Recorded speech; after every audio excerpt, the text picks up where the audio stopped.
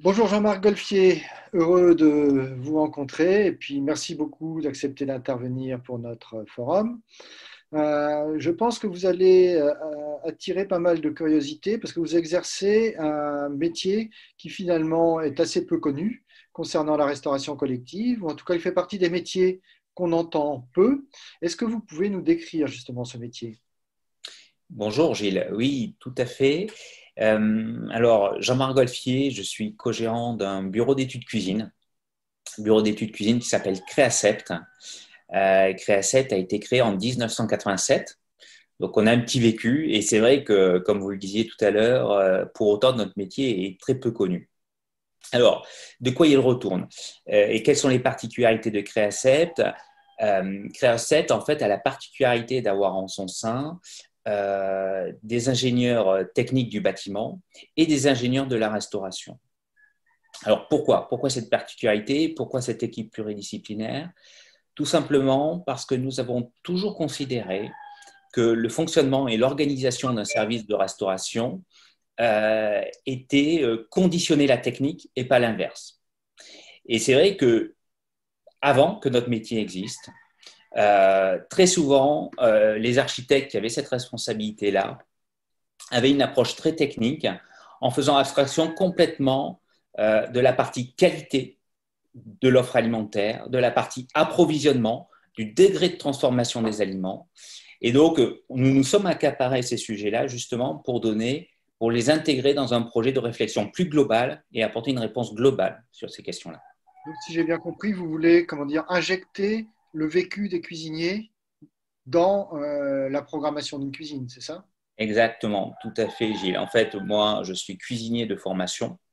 Je suis passé par la voie de l'apprentissage de la restauration collective et j'utilise au quotidien mon savoir pour justement trouver cette adéquation entre le besoin fonctionnel, le besoin organisationnel, la question problématique et la conception technique d'un bâtiment demain qui sera voué à élaborer, fabriquer des repas de qualité. D'accord. Et je crois que vous nous avez préparé un peu quelques sources d'informations pour dire en quoi ça consiste concrètement, ce que vous faites. Tout à fait. Alors, je vais faire, hop là, je vais aller, alors, voilà. Donc, pour vous parler très concrètement de nos missions, en fait, nous intervenons à trois niveaux aujourd'hui au sein de Créacept et dans l'accompagnement de nos clients. Le premier niveau, c'est la partie conseil de nos projets. Donc, on va retrouver ces missions dans le cadre d'études de faisabilité et de programmation. Là, ce sont des missions qui ont vocation stratégique au sens où nos clients nous sollicitent à ce niveau-là de leur projet quand ils se disent, voilà, comment devons-nous gérer la restauration demain de notre ville, par exemple, de notre commune, de notre école, de notre entreprise, avec quels moyens techniques, quels moyens financiers, quels moyens organisationnels. Donc ça, c'est le premier niveau de notre intervention, c'est la partie conseil. Deuxième niveau, c'est la partie conception, ce que l'on appelle la maîtrise d'œuvre. Et donc là, on intervient au sein d'une équipe de maîtrise d'œuvre pilotée par un architecte et on va traduire en fait des besoins fonctionnels à travers une approche technique. Et donc, pour faire très simple, on va réaliser des plans d'aménagement, d'organisation et de fonctionnement, hein, des plans de cuisine. Voilà. Et puis le D'accord. troisième, Mais comment dire, ce monde de la restauration collective est très divers. Bon, vous travaillez pour quel genre de collectivité ou de structure qui a recours à vos services? alors, au niveau des collectivités aujourd'hui, on a un premier niveau d'intervention dans le secteur de la santé. Donc là, on va travailler pour des hôpitaux, des cliniques. On va y intégrer aussi le médico-social à travers des ESAT, des EHPAD, hein, donc des maisons de retraite. Deuxième secteur d'activité, c'est tout ce qui touche la restauration scolaire, que ce soit pour des écoles, des collèges, lycées, universités. Troisième secteur d'activité, c'est tout ce qui touche le monde de l'entreprise. Donc ça peut être dans le privé, on va parler de restaurant d'entreprise. Dans le public, on va parler de restaurant interadministratif ou de restaurant administratif.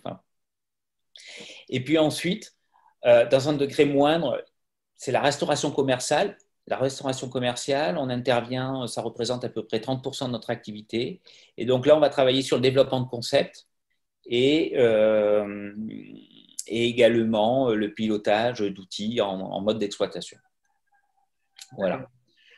On a vu pendant la crise là, pas mal d'interrogations se porter sur les restaurations collectives avec de nouveaux usages. Finalement, en quoi est-ce que la conception est quelque chose de fondamental pour une restauration collective, spécialement en temps de crise? Alors, la conception, elle est importante parce qu'à un moment, on ne peut pas avoir des exigences en termes de qualité de prestations alimentaires, en termes d'offres alimentaires, si on n'a pas le bon outil, si on l'a mal dimensionné, si on n'a pas le bon aménagement et si on n'a pas mis les bons acteurs dans ce projet-là. Et donc, c'est là où, en fait, on crée de la valeur au sein d'un projet. C'est que véritablement, on va essayer de trouver un équilibre à travers tous ces paramètres pour apporter derrière des réponses qui soient très opérationnelles, en tout cas le plus opérationnelles possible, pour que derrière, la restauration collective demain qui sera exploitée et mise en place par nos clients soit le plus efficiente possible. Et est-ce que ça peut inclure ça, une certaine multifonctionnalité de l'outil? J'ai par exemple souvenir d'un échange avec une collectivité qui me disait d'habitude, dans notre ville, on sert 20 000 repas. Là, on a reconverti la cantine pour répondre à des besoins sociaux, mais ça en fait 2000, 2005. C'est sans doute pas facile de concevoir quelque chose qui puisse répondre à des degrés d'utilisation aussi divers. Alors, c'est vrai, et tout à fait, vous avez complètement raison, Gilles. C'est vrai que depuis maintenant 2 ou 3 ans, dans nos projets, nos clients nous demandent de mener dans nos réflexions une transversalité au-delà. Alors, si, bien évidemment, le premier niveau, c'est d'élaborer des repas. Mais au-delà de ça, aujourd'hui, nos clients nous disent, mais est-ce que finalement, on ne pourrait pas aussi élaborer des soupes? Est-ce qu'on ne pourrait pas faire du pain? Est-ce qu'on ne pourrait pas faire des prestations qui pourraient répondre à certaines typologies de la population par rapport à un contexte donné? Et donc, ça, c'est vrai qu'aujourd'hui, de plus en plus, en amont de nos projets, on intègre ces réflexions. Et donc, on a élargi un petit peu le champ des parties prenantes. Aujourd'hui, on travaille avec les agriculteurs, on travaille avec les commerçants, on travaille avec les chambres d'agriculture. Le, le, le, le, le, le nombre d'intervenants s'est agrandi. Et en ça, je trouve que c'est intéressant parce que voilà, on veut donner une autre dimension aujourd'hui à ces outils que sont les cuisines et les restaurants en général, qui dépassent uniquement le cadre défini, prédéfini de dire j'ai besoin d'une cantine pour donner à manger à mes élèves, 140 jours par an à peu près, grosso modo. On sort de ce cadre-là pour dire aujourd'hui, mais qu'est-ce qu'on peut faire? Où est-ce qu'on peut aller et jusqu'où on peut aller? Puisqu'il faut avoir quand même conscience d'une chose, c'est qu'en général, une production, par exemple sur une cuisine centrale, à partir de 11 heures, elle est terminée. Donc de 11 heures jusqu'à 18 heures, par exemple, qu'est-ce qu'on fait de cet outil? Et donc il y a ces questions qui se posent de plus en plus pour pousser ces outils de restauration à aller plus loin, pour rendre d'autres services à d'autres populations. Très bien, merci. Alors pour terminer notre entretien, on pourrait peut-être illustrer ça concrètement. Je crois que vous avez deux exemples à nous montrer. L'un portant plutôt sur la gestion de la cuisine et de ceux qui y travaillent, et puis d'autre part, quelque chose de plus directement axé sur la conception de l'outil lui-même. Tout à fait. C'est vrai que notre métier, il a une finalité finalement, c'est d'apporter, de contribuer à la qualité des menus, à la qualité de la prestation alimentaire qui est servie. Et donc, on intervient sur du suivi aujourd'hui de nos cuisines. Alors, comment nous faisons du suivi? Donc là, par exemple, nous avons développé une application qui s'appelle Loilec, qui est aujourd'hui, donc là, je vous montre par exemple l'application qui est utilisée par la mairie du 4e arrondissement de Paris. Vous avez tout simplement le menu du jour qui est indiqué. Hein. Donc, nous sommes, non, nous ne sommes pas le jeudi 12, nous sommes le mardi 10. Donc, aujourd'hui, par exemple, on se rend compte que les enfants ont eu une salade verte bio et mimolette, quenelle nature, enfin voilà, il y a tout le menu. En face, vous avez les marqueurs de qualité. Donc, on se rend compte que l'ingrédient principal aujourd'hui était bio. Vous avez l'origine. Vous avez la nature du produit. Est-ce que ce sont des produits surgelés? Est-ce que ce sont des produits frais? Est-ce que ce sont des produits d'épicerie? Et éventuellement, la présence d'allergènes. Si vous voulez avoir un peu plus d'informations, puisque nous, on fait du suivi vraiment très détaillé, si par exemple, vous cliquez sur la quenelle nature bio sauce Aurore, vous allez retrouver tous les ingrédients qui rentrent dans la composition de la recette, tous les origines, la nature des produits et la présence des allergènes. Alors, cette application Loilec, elle est paramétrable, c'est du sur-mesure. La ville de Paris a souhaité aller dans ce degré de détail-là. On a des clients qui vont plus ou moins loin par rapport à ça. Et ensuite, vous avez une touche à la fin, ici, qui vous permet d'avoir des informations qualité. Donc là, j'ai cliqué donc, sur la touche Info qualité et environnement.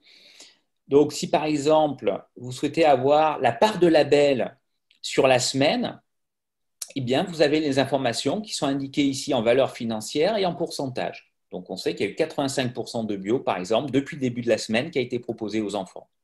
Vous pouvez avoir les mêmes informations pour l'origine, donc 90% de produits France, et ça, vous l'avez au mois, vous l'avez à l'année ou à la journée. Voilà, donc ça, c'est le premier niveau de nos prestations. Ensuite, on a un deuxième niveau qui est la partie de conception, et là, je voulais vous montrer, Gilles, des images de Très bien. cuisine. On va récompenser tous ceux qui nous ont suivis jusqu'à présent en leur montrant quelques belles images de cuisine qui permettent de faire tout ça. Tout à fait. Alors, je vais faire partager l'écran. Je vais aller ici. Voilà, donc je tenais à vous montrer voilà, un environnement de cuisine professionnelle. Donc là, on est sur une cuisine centrale qui fait à peu près 900 à 1000 repas par jour. Donc, comme vous pouvez le voir, les cuisines d'aujourd'hui n'ont rien à voir avec ce que vous avez probablement pu connaître. Aujourd'hui, on est sur des systèmes de plafond filtrant, hein, donc on n'a plus ces bandeaux en inox qui viennent retomber sur la tête. Donc, on essaye d'avoir des espaces clairs, lumineux. On essaye d'y intégrer de la couleur également, c'est important. Même si on est sur des environnements sanitaires, on essaye d'y intégrer en tout cas cette problématique-là. Des questions ergonomiques aussi, hein, on voit que nous avons des équipements qui sont mobiles avec des poignées, des chaînes de sécurité, etc., parce que ça permet de faciliter les opérations de nettoyage. Donc ça, c'est important, hein, ce sont vraiment des considérations que nous avons dans nos conceptions. Voilà, là, on voit par exemple des locaux, donc un couloir. On essaye de trouver des jeux de couleurs en fonction de la marche en avant, hein, pour que le personnel puisse, en fonction d'une couleur, se dire je suis dans un secteur sale, dans un secteur propre. On voit qu'on essaye aussi d'y intégrer de la communication interlocaux à travers le positionnement de vitrage. Donc voilà.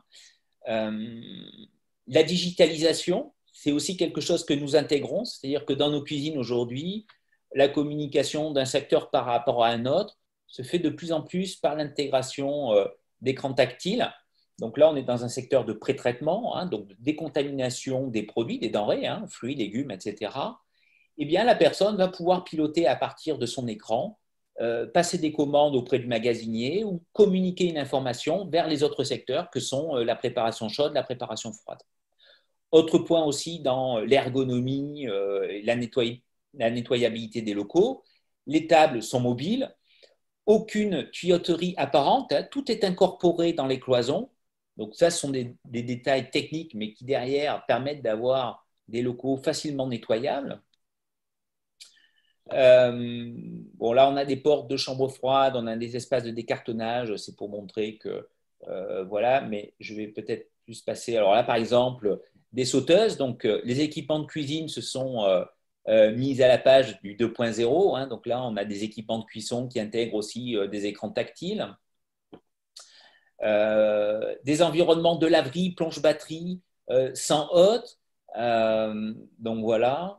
des ateliers pédagogiques aussi, hein, parce que il y a toute la partie apprentissage et formation aussi dans notre activité. Donc là, par exemple, vous avez l'image de piano avec au sol des résines. Plafond filtrant également, on a toujours ce souci à la fois d'intégrer la technique et, et l'ambiance et l'environnement. Voilà, enfin, des locaux, des environnements que je voulais vous montrer pour que vous ayez une idée à peu près dans quel environnement aujourd'hui on évolue quand on parle de restauration collective.